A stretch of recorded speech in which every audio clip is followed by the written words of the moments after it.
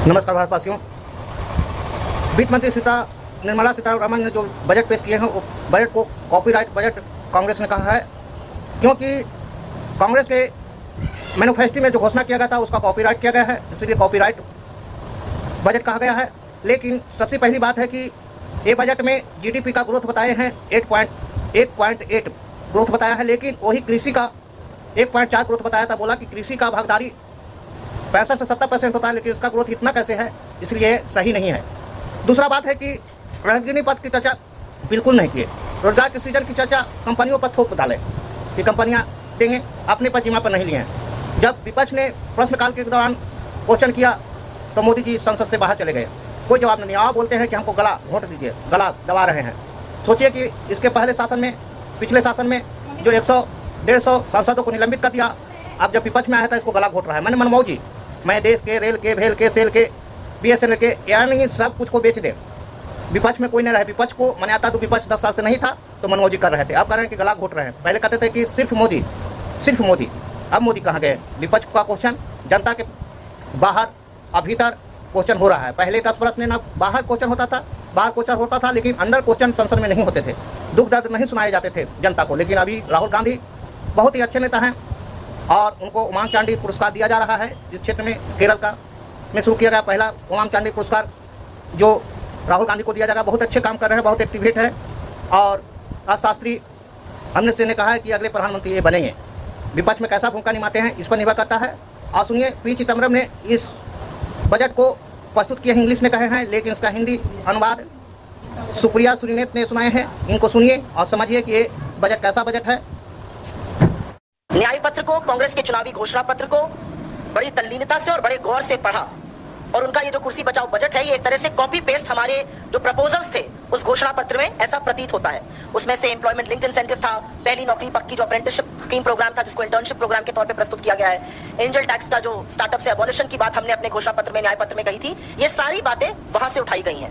हमारी आशा और विश्वास है कि आने वाले दिनों में वो हमारे घोषणा पत्र की और भी अच्छी चीजों को उठाएंगी और इस देश को उसका लाभ पहुंचेगा।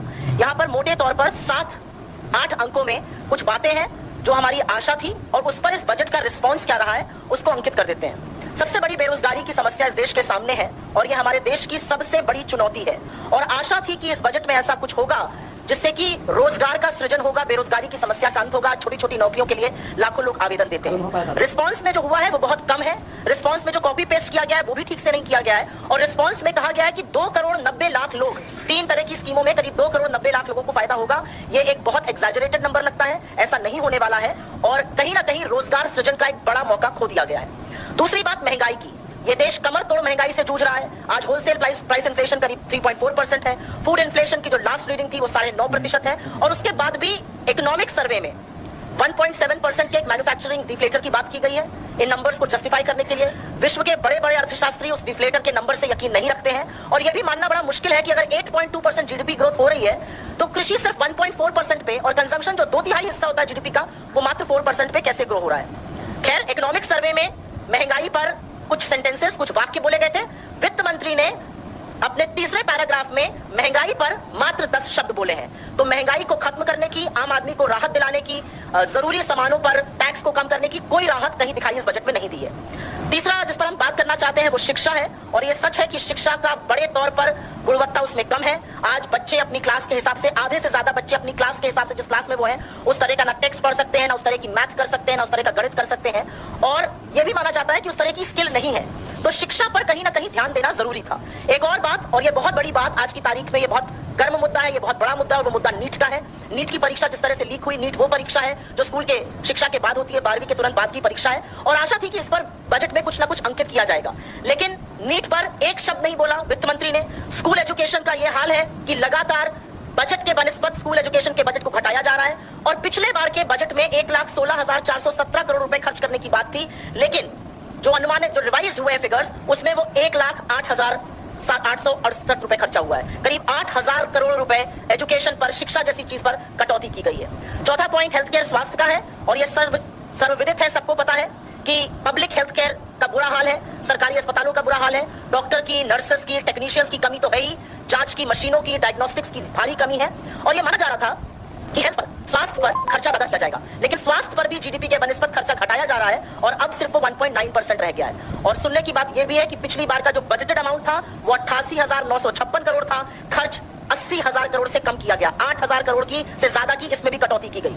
पांचवा जरूरी पॉइंट है कि आय जो थम सी गई है, जो वेज बिल थम से गए, जो लोगों की इनकम और आय बढ़ नहीं रही है। लगभग 6 साल से लोगों की इनकम एक जैसी प्रतीत हो रही है। वर्ष 2017 से 18, वित्तीय वर्ष 18 से 23 के बीच में जो स्वरोजगार पाते हैं वो 12,800 रुपए कमाते हैं प्रति माह, जो दिहाड़ी मजदूर हैं वो करीब 7,400 कमाते हैं और जो मजदूर है वो 19,750 कमाते हैं। हमारी हमेशा से डिमांड रही है, हमारे मैनिफेस्टो में रहा है कि 400 प्रतिदिन की न्यूनतम आय हर श्रेणी की होनी चाहिए। इस श्रेणी की जो आय है, मजदूरों की जो आय है, वो 400 रुपए प्रतिदिन पर फिक्स किया जाए। ये हमने अपने घोषणा पत्र में डाला था, लेकिन असलियत यह है कि 0 से 20% टैक्स ब्रैकेट के अलावा किसी भी टैक्स देने वाले को कोई राहत नहीं है। और खासतौर से दिहाड़ी मजदूर, वो लोग जो शायद टैक्स ब्रैकेट में नहीं आते हैं, जो गरीब और गुर्बत से जूझ रहे हैं, पिछले 6 सालों में जिनकी इनकम नहीं बढ़ी है, उनको कोई भी राहत, कोई भी रियायत नहीं दी गई है। छठा बड़ा पॉइंट, और ये कृषि को लेकर है। हमारे देश की 65-70% लोग कृषि से संबंध रखते हैं। एक ही मांग लगातार किसान कर रहे हैं, किसानों की शहादत भी हो गई, किसान आज भी मांग कर रहे हैं कि एमएसपी की कानूनी गारंटी हमें मिलनी चाहिए। इस कानूनी गारंटी का उल्लेख उस घोषणा पत्र में भी है कांग्रेस के, जिससे कॉपी पेस्ट करने का तमाम काम वित्त मंत्री ने किया है।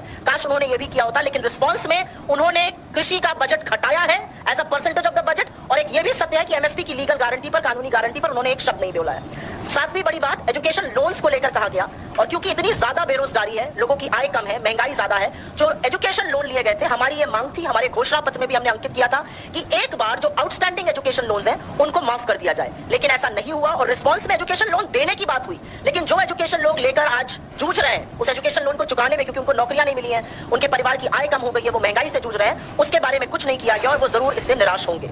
अंत में एक बहुत ज्वलंत और बहुत बड़ा मुद्दा इस समय अग्निपथ स्कीम को लेकर है। लगातार हम देख रहे हैं कि सेना उसका विरोध कर रही है, लगातार शहीद परिवार उसका विरोध कर रहे हैं। दो तरह की भ्रांति करने का, दोयम दर्जा सेना के एक वर्ग को देने का विरोध किया जा रहा है। और हमारी शुरू से मांग ये रही है, हमारी मैनिफेस्टो में था कि अग्निपथ स्कीम को विड्रॉ किया जाए, लेकिन अग्निपथ स्कीम पर भी एक शब्द नहीं था। उसको खत्म करने का, उसको विड्रॉ करने के बारे में भी कोई उल्लेख नहीं था। आपके सवालों का स्वागत है। Please direct your questions in English to begin with.